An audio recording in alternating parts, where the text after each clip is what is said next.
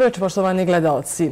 Višesedmične i višednevne spekulacije u javnosti o novoj vladi Republike Srpske završene su.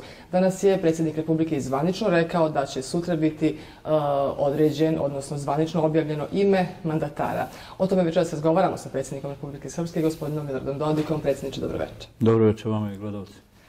Imali ste puno sastanaka ovih dana, pa i danas sa koalicionim partnerima, ali prvo moram da vas pitam da li se sa ovom vašom odlukom slaže sam premijer Džomić?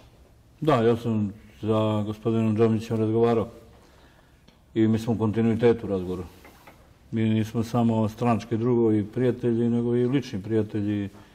Zajedno smo uzeli jedan mandat koji je bio veoma odgovoran, ja na mjesto predsjednika vlade, on na mjesto ministra financija. Kasnije, kad sam našao na mjesto predsjednika Republike, smatrao sam da on najbolji koji može da